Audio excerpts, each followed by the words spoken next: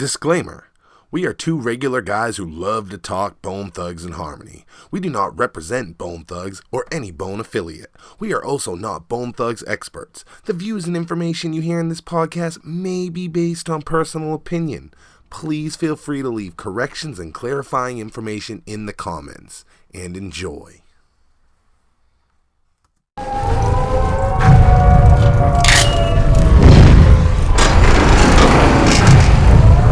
Had a question about just like how the singles got picked, and you said you guys had control over that, so were you able to just say these are the singles we want to roll with as well?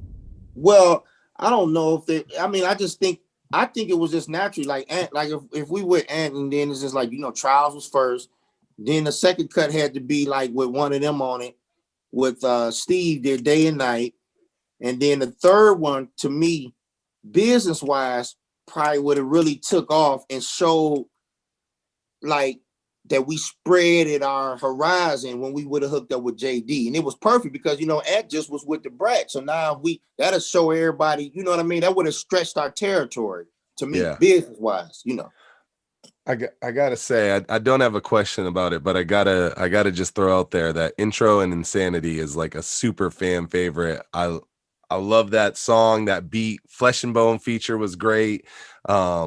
Everything about it, but that beat is just hard, and the whole album. I mean, it's always awesome. We obviously love Bone music, but there's something special about Poetic Hustlaz. I think when we did we do the different top 10 lists and stuff like that. When we did affiliate albums, Trials and Tribulations always comes in number one for John and I. Yeah, we love that album. So well, hey, I appreciate it. Yeah, man. I appreciate it.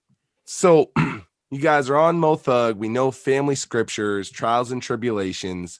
The family reunion happens. When family reunion happens, there's already been a shift. We've seen artists like Trey. Trey doesn't carry over to family reunion. So there was a little bit of a shakeup. But after family reunion, there was a large shakeup. And I've talked to Soulja, I've talked to Jazz, and everybody's story is similar, but there's always like a different factor. And I've always been curious, where you were with Bone for so long, what happened with Poetic Hustlaz, and what made you guys transition out of Mo Thug at that point? That's a good question. All right, so from what happened with what I went through, I should say, once you start doing music, and you got all these people around, and you putting in the work, you doing shows, you touring, you on TV, you doing all the, recording, you got these platinum records and stuff like that. And then it's like when we did Poetic Hustlaz album, I noticed something that was different. And if you look at anybody back in, this is what you can look back at.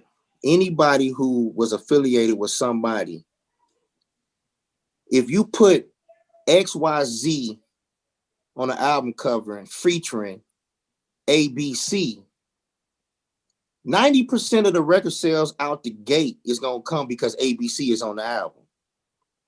You see what I'm saying? You follow me? Yeah. Mm-hmm. Poetic Hustlaz didn't have that. Trials and Tribulations didn't have featuring Bone on there, on the cover. And it had all of Bone, really. I mean, outside but of Busy. I'm saying, look at marketing, look at promotion, look at marketing. Yeah. When Creeping on the Come Up came out, Faces Easy basically put them out there. Yeah, and Eazy's right on the front of Creeping on a Come Up, featuring Eazy-E. Exactly. So now you're gonna have off the gate, even though if your album hot, people don't know it's hot until they hear it. So now when Poetic Hustlaz come out, say, wait a minute. Okay, so that's nothing. Okay, go ahead. You got everybody on it, but nobody don't know that everybody's on it. So then I started reading a book called All You Need to Know About the Music Business.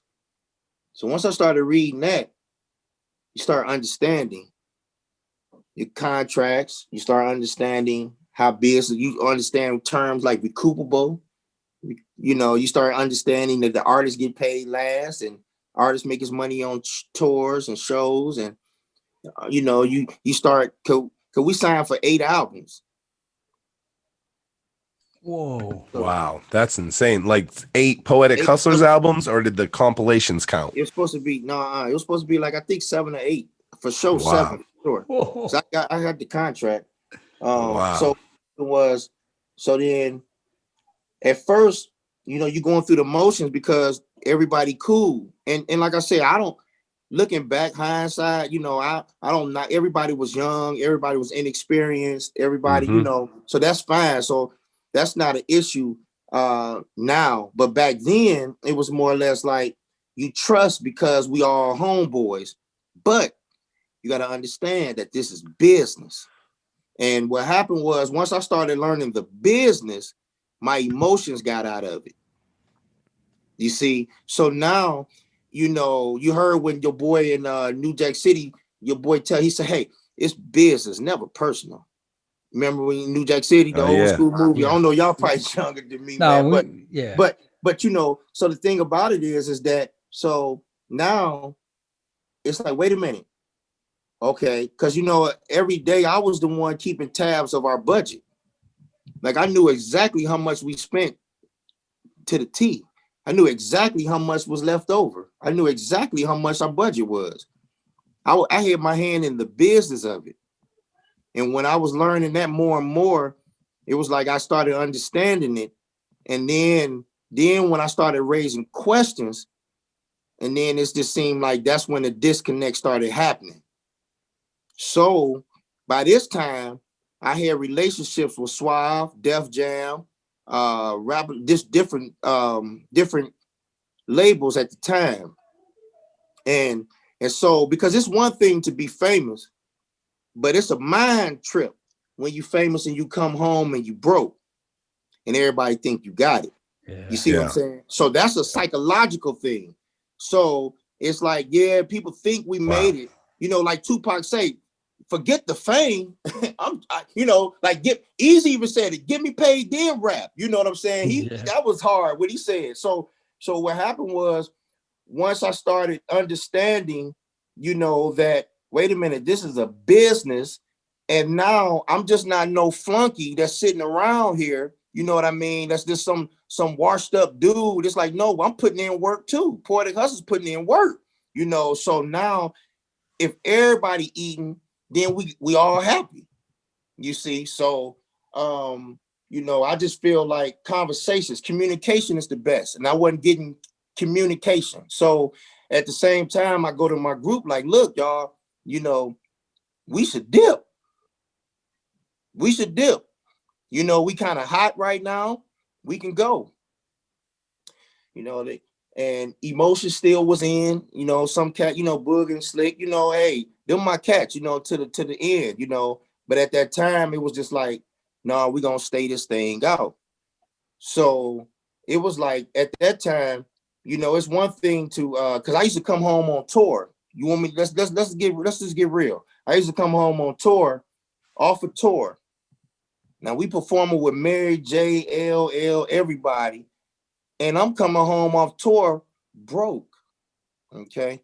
I'm at the house. By this time, I had my second child.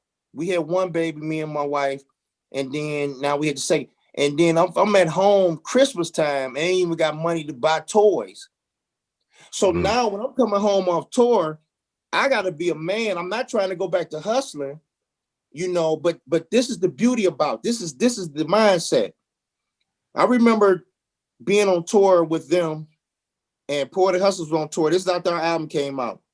And I remember talking to promoters that couldn't afford Bone because Bone was, I think they cats was getting a couple dollars back then. But I remember telling the guys, look, you can get Poetic Hustlaz for $700. You can get Poetic Hustlaz for $1,200. You can get Poetic Hustlaz for $1,500. Because behind the scenes, me and my wife, she was probably about 22, 21, 22 back then. And she did hair. And I'm like, you know, why this music thing take off? you know, we was gonna invest.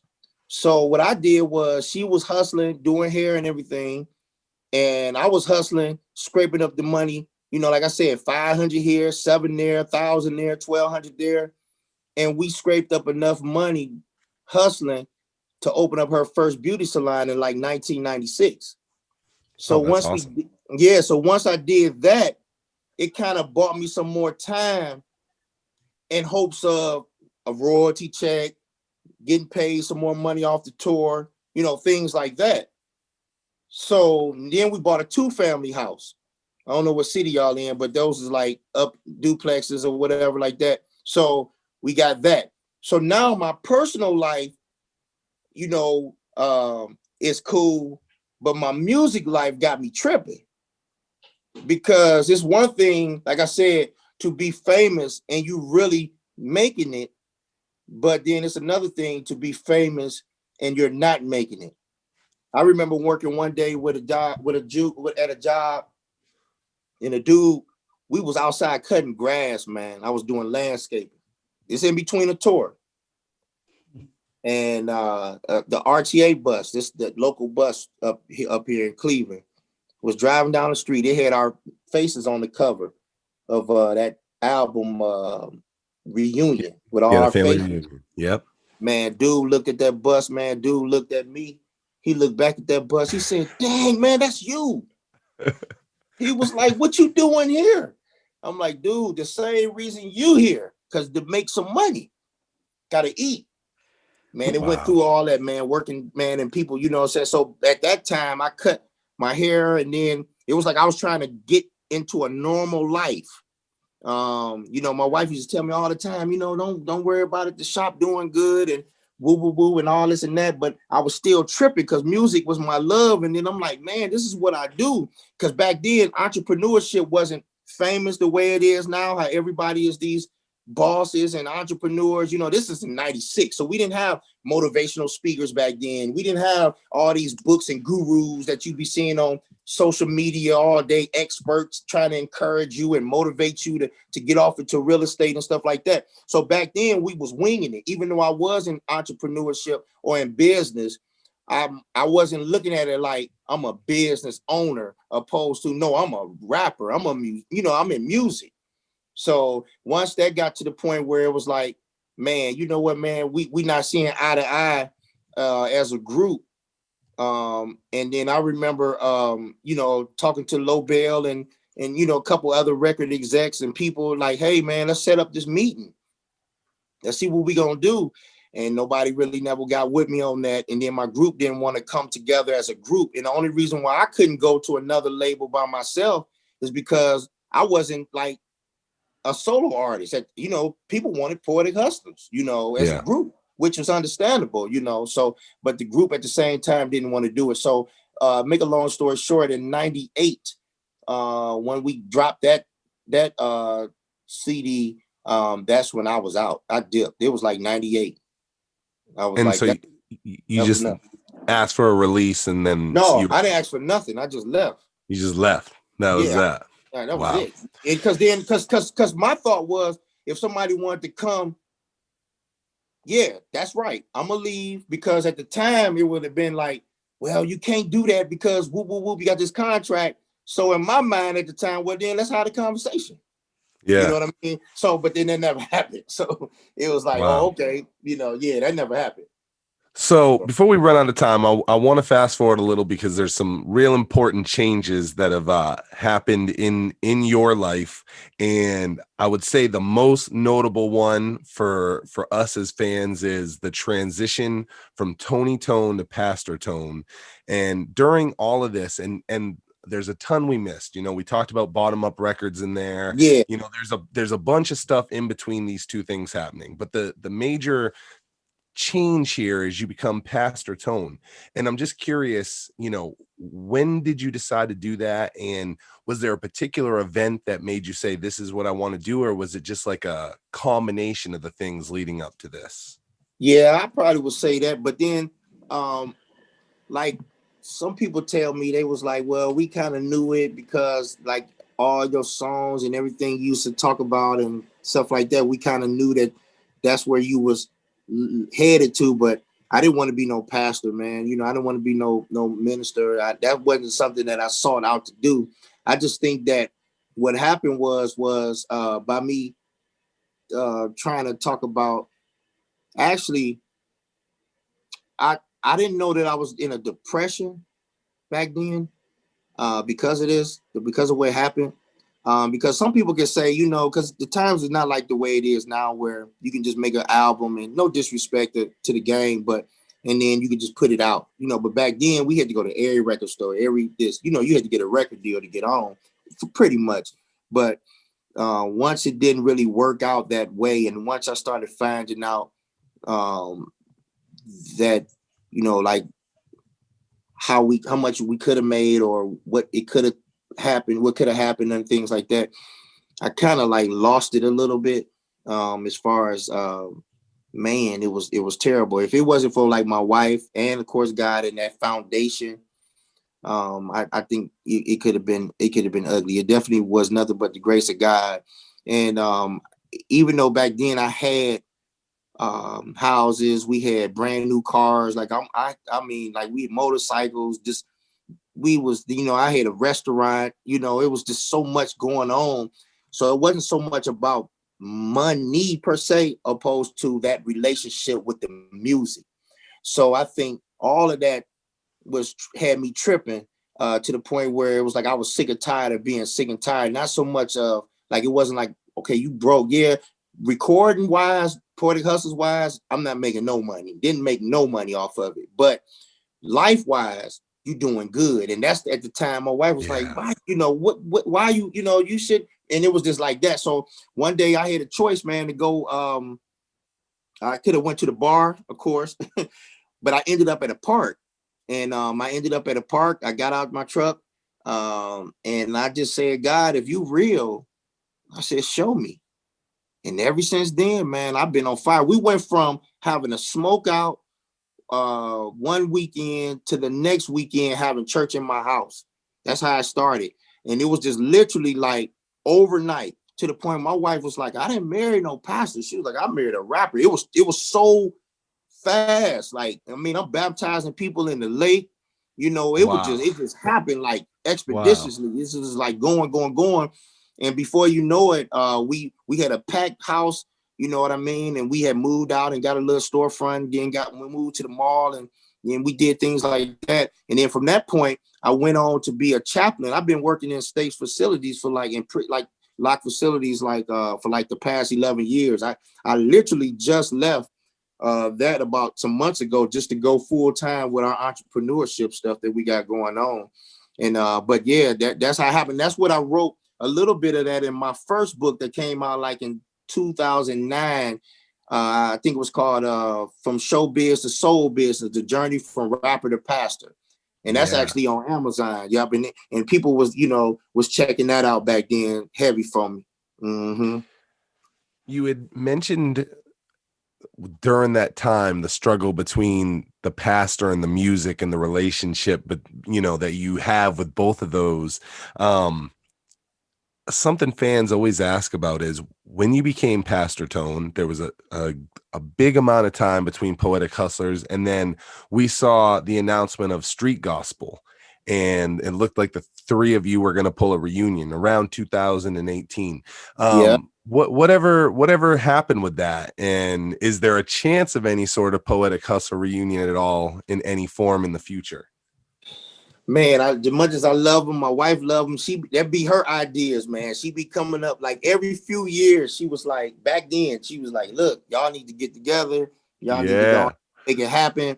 We were talking like that. And then we'll try to get it going, because we tried it several times, and it just wouldn't click. I mean, I don't know if it's scheduling or if it's, I'm so thrown into business, man, that like it has to be like, listen, if we're gonna do it, because it's gonna cost money, but also too, I look at it more or less like it's not so much about coming out with an album to try to make it, opposed to let's just come out with an album just for the fans. You see what I mean? Like it's a different kind of hustle. Like we're not trying to fit into what they're doing now. Let's come out with a Poetic Hustlaz record that's for Poetic Hustlaz fans. That's it. Yes. Whether it's 1,000 fans or 100,000 fans, you know. But if we, you know, I didn't want to. We don't want to come off looking thirsty. So I just think that at this point in life, time is of essence. Like, and it's like timing is everything. And I just think that you know, Boog, he doing his thing. I think he was doing some solo stuff. I think Mohart at one time was with Soulja Boy, and then Boog and them was with Soulja Boy one time, and then it was just like that, you know. So to me, it just has to line up. It just has to line up. I mean, I would be down with it, but like I said, I'm so business minded that it would have to be like it had to click like that. A constant piece of your story that we've heard the entire time is your wife, and what an important piece of the puzzle she has been this whole time. Tony, you're a father of 12, yeah, which is considered a very large family, yeah, man, by American standards. Yes. You know, can you just talk about, like, I guess just some of the challenges that come from a family that big compared to the average family? Well, I don't think so. I think it keeps me young. It keeps me energized. I mean, we have together birthed all my children, 8 boys, 4 girls. So the oldest is like, she be 25 coming up. And then I actually have my son. He got married. My oldest son, he having a baby that's due in like 2 months. And then I got a baby all the way down to 5. So really, it's a system. It's like you said, American standards today. It's like, that's a lot. But we always say, let's go back to the old traditional way. My wife, she from Alabama, you know, she up here, but those traditions, man, you know, she still be hollering at her grandmama as far as like, you know, she learned a lot of tips. You know, we cooking big meals, you know, we pray together, we eat dinner together, they eat together, the house move like a nucleus, man. We have family meetings. We have That's awesome. you know, different things, a calendar where it's like, okay, these 2 boys playing basketball this year, this kid doing that. So it's real organized. And also too, we don't have a stress level, because it's like, it's not that serious. You know, some people say, well, how big you got to have a 15 bedrooms and all this and that.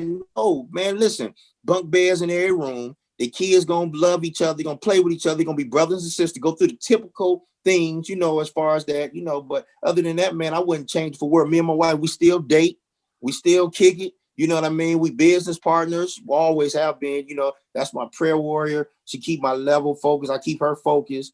Yeah, man. But it's a beautiful thing. I wouldn't change it in for the world. And I know that is one of the reasons why it saved me and sustained me, is because, man, I had to think about somebody other than myself. You know, it's not about you. You know, even when we used to be on tour and going out of town, man, a lot of people don't know this, man, but I used to come straight home. Literally, like it was done. Like, I remember times, you know, being on the road, 4 or 5 women sleeping in the room with me, butt naked, and I won't even touch them. It was over. You know what I mean? It was like, I was so focused on my legacy, even back then, that, man, that means more to me than, you know what I'm saying, than a one night rendezvous. So yeah, man, and that saved me. That really did. Yeah, you got a beautiful family, man. That picture of you guys, I think it's a Christmas photo of all of you. It's an amazing picture. The hardest thing of your family must be transporting you guys all around. You guys need like a Partridge Family bus or something. Well, yeah, some people say that, man. I mean, we rocked from excursions back in the day to Tahoes and stuff like that. But now that you know, I got a lot of kids driving. They got their own cars. So I got teenagers that's driving. The grown kids, I got 2 kids that moved out. 1 kid about to go to college this weekend. So it's like, but they got their own vehicles. And then it's like, you know, so we move like that. So back in the day, it was more of that moving around. But now we move, but then everybody can drive their own truck or their own car, you know, if we need to go somewhere, or we can rent a Sprinter or something like that and do what we need to do. But yeah, that's how it is. But we got a pretty nice size house, man. You know what I mean? That I you know, but We got a lot of land to build on some more. You know, I got about 8 acres of land and stuff like that. So it's a good thing, man. We're in the end of the time that you allotted me, so I have a couple questions, and you give me your quickest, best answer, and I'm gonna throw a couple of them at you. Well, you got me now, so you might as well get a few more in. You All right, that's what I want. You got me. Come on. I gotta know you multiple books. I count 3, at least 3. Yeah, I got Well, Amazon, how can fans find Pastor Tone's books? I think I have Amazon has 3 of them. I think I got a one called "You Have the Potential to Be Great: Exposing and Hitting You for Success." Then I got one that I written called it's called A Letter to the Hood. A Letter to the Hood. Uh-huh. Letter to the Hood. I think you got to get that. I've been selling those out the trunk. Like people been just cash apping me and sending me that, because really every time when I try to write, because I got another book that's coming out that I'm finishing up called Average is the New Broke. And what happened is that I'm kind of like more trying to encourage people and help people to like tap into their potential or their destiny, you know, take it to the next level, whatever that is you want to do. Only because, like my daughter say, one of my daughters say, you know, before you can help somebody else, you got to show me some receipts. And what I feel like in life, I understand how it is, you know, to come up. You know, so how hard it is, you got to get to the next level. So I just been putting them in these books. So I know you can get them on Amazon right now, or people can just hit me up in the inbox, and then I'll send them like my Cash App or like something like that, and or send it to them, mail them like that. That's how I've been doing a lot of them, because a lot of them sent them. It was in like prisons and detention centers and stuff like that. For all our listeners, you guys will be able to find all the links on your screen and in the description to be able to contact Pastor Tone to get your hands on one of those books. Something that you used to do was the Hustle podcast. Is that something you're still doing, or is that something you consider doing in the future? Yeah, you know, like sometimes you start things, but the scheduling and the timing. But I wanted to do that again, something like that. It was basically like a little motivational thing, just to try to, you know, motivate people. Like I said, you know, like 10, 15 minutes, like basically how you the hustle, I think it stood for how you survive through life every day. And it's basically like, it could be like 1 minute, I can hit you with, you know, let me just pray for you. Or it could be like, hey, come on, man, you almost there, you know, go ahead and do what you need to do. You know, like guys like you guys, y'all got this wonderful podcast show going on, man, you know, so it'd be more or less like, okay, sometimes you can feel like, man, you know, I'm running out of gas. You know, I just want to be that fuel just to pump you up and be like, come on, man. If I could do it with 12 kids, you can do it. You see what I mean? That type of stuff. Yeah, I was going to ask you about motivational speeches, because I saw I saw a couple pictures of you, and I was like, man, if he's in church right now, this is an intense guy. I was like, he's got to be giving like a motivational speech about his life right now. Or I could tell just off the picture. Right. Like I usually go, I always go to like high schools, prisons, detention centers. I did some little work, some little consultant for like the Hampton Inn and you know, the Cleveland Public School District and stuff like that, and different little facilities to try to like motivate the staff and, you know, teach them some leadership trainings and stuff like that. You know, my wife is more deep into that with the coaching, and she got the website. She all the way together on her end. Like me, by me still like grinding like into this, like doing the labor work, you know, putting together these daycares and these restaurants, these houses and stuff like that. I'm more still on a hands, boots to ground type thing. Whereas my wife, she can she does the motivational coaches. She consults, help people launch businesses, publish books, because she actually published. She's the one that's the publisher. She's the one that does all this stuff, the graphics, the websites.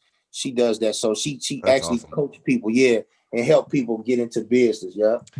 Yeah, I've seen that she's a very important piece to the puzzle. I saw at one point you guys were together working on like a thing called Eye Candy magazine. Like you guys are Yeah. You guys are always working and grinding Yep. and new Yep. businesses. You guys have a Yep. child care center right now. Yes. So, Yep. Yeah, you know, man. Yep. I'm actually about to open. We actually about to open another one up this spring. So this will be our second one. We opening up one in this spring, and we're opening up also too by the summer a fine dining restaurant too. Yep. oh, So where do you you, can do you come have a in. name? It's called Suzette's Fine Dining. Yep. And it's supposed to be more of that, you know what I mean, place where you're supposed to take your girl and put on a little sun, listen to some jazz and eat a Yeah. good steak, lobster tail, crab, you know what I mean, stuff like that. Yep. So we got those in the making right now. So I'm actually doing the build out right now as far as like with those businesses right now. That's one of the reasons why I was so with the scheduling and everything. I wasn't trying to like dodge you. It was just that I had so much that I'm doing right now that it's like I've been grinding. So